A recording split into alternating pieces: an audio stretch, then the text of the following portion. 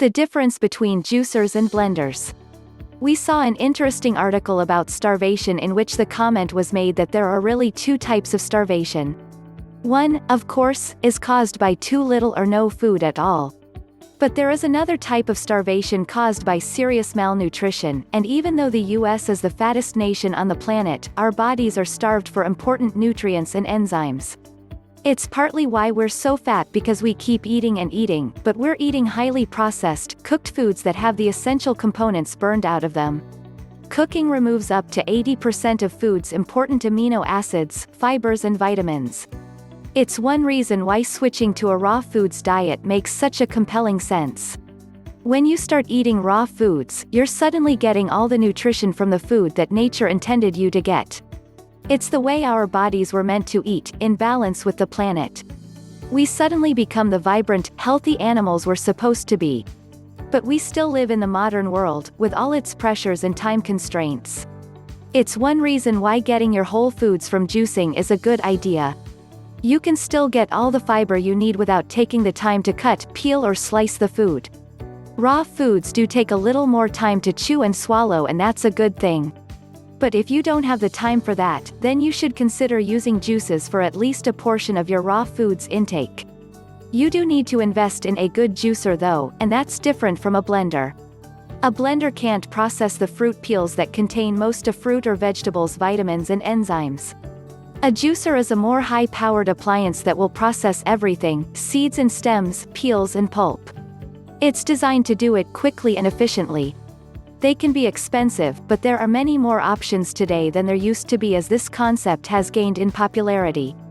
An important distinction to make is that blenders and juicers are two separate appliances and they perform two different functions.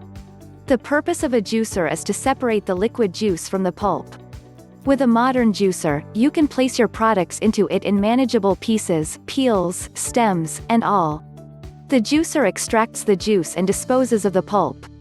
A blender, on the other hand, will not separate the pulp from the juice and renders a very different beverage than a fresh pressed juice made with a juicer.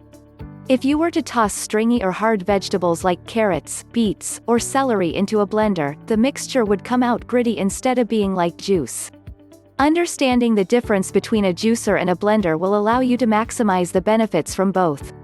While some fruits are light enough to put in the blender with a bit of water to make a decent drink, such as melons, most other fruits and vegetables should only be juiced in a juicer. It is important to start with a decent juicer. It does not have to be top of the line to get good results. Take a light-hearted approach to the beginning. The best part of creating your own juice recipes is using your imagination. Start with the fruits and vegetables you already know and add others to experiment with flavor. Just think about which ones will taste good together. If you are looking to juice a vegetable that might not taste so good, consider mixing with it fruit with a strong taste. Lemons are great for this purpose. Some other fruits that you might want to try for this task are strawberries and citrus fruits such as oranges. You should also limit juice from green vegetables to 2 ounces per glass, or else you may experience some gastric discomfort. If you are a beginner at juicing, there are a few things that you need to know. First, avoid juicing bananas and avocados. These are examples of food better suited for smoothies made in blenders. They are very soft and can clog your juicer.